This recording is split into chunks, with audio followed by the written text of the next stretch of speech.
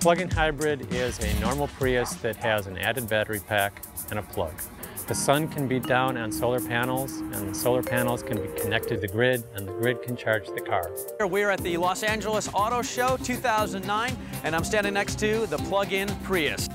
You have a battery and you have an engine, and the battery sort of helps out the engine and allows the engine to run more efficiently. Current hybrids have rather small batteries and fairly big engines.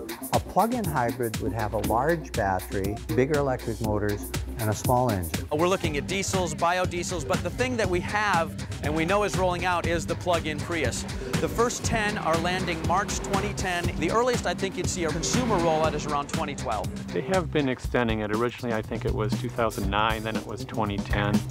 Toyota's big issue is they have to have a car that they know is reliable, that when they put 1 million cars in people's hands, they won't come back. We have a system that's available right now. Somebody can come to us and in a week we can have a converted Prius for them that will get 25 miles after a charge, which is actually quite a bit more than the first Toyota Priuses will have when they come out from the factory. We chose the Prius for doing our conversions because the car is already set up to do what they're doing.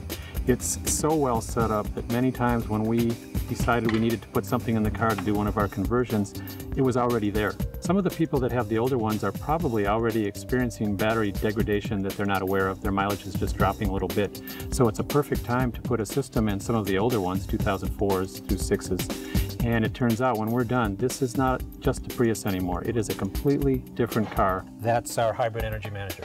This is the system that allows the car to go faster than 34 miles an hour in all electric mode. The beauty of the way this car works is you plug it in and the battery stores the energy that comes from the plug in your house. That energy can be created in any way, and when you're driving the car will favor that extra energy first before it uses gasoline.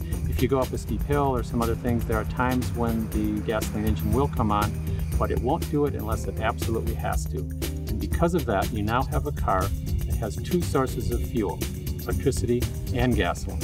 A normal Prius has one source of fuel, which is gasoline, and although some people may think it's an electric car, a normal Prius is not an electric car.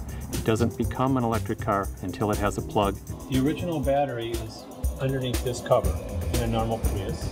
This is the pack that we add to the car. It's the one that replaces the pack that you just saw that we take out of the car. After you plug it in at night for about 5 hours, the next day you can drive this car for 20 miles without the engine coming on at all. Every Toyota Prius has an EV-only mode built into the car, which is not usually enabled in the United States, but we enable that, and you are able to drive without gas. When we're finished, this car can be plugged into any wall socket at home. You plug it in, leave it plugged in for 6 hours, the car will be fully charged. Some people are saying, if you have all electric cars, what's going to happen to the electric grid? We're going to have to build more plants, we're going to have more coal. One of the big benefits of vehicle-to-grid technology is that at 2 o'clock in the afternoon, when many air conditioners are on full blast, instead of having to fire up a new or an existing peak plant to make that energy at 2 o'clock in the afternoon, you can leave those plants shut off. They can take this energy out of the vehicles that are already on the road and at this point, of course, plugged in. There's many reasons to convert a Prius right now. One of the most important, of course, is that it cuts down CO2 emissions, but the second most important is it shows that there is something we can do right now. It can be an example of an action you can take that is concrete and real and make a difference in the problems we're having with the environment and also our dependence on oil. By seeing these cars on the road, they'll see that it's possible, and hopefully what we'll have is people walking into car dealers and saying, I want that car, but where's the plug? If enough people drive this car, we'll be able to break our addiction to oil. The infrastructure's there. All people have to do is buy a extension cord. You drive back and forth to work all week and never use a drop of gasoline. You could drive the car from Anchorage, Alaska to Miami, Florida.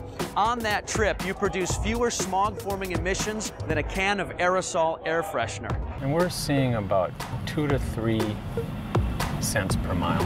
The miles per gallon range that we're targeting right now is 80 to 100 miles per gallon. This takes it another step further. We're able to plug it in, get even further away from the gasoline dependency, and this is the next step. There's nothing like driving an electric car, and you can't even explain it. You just have to do it. Plug it in, people. Plug it in.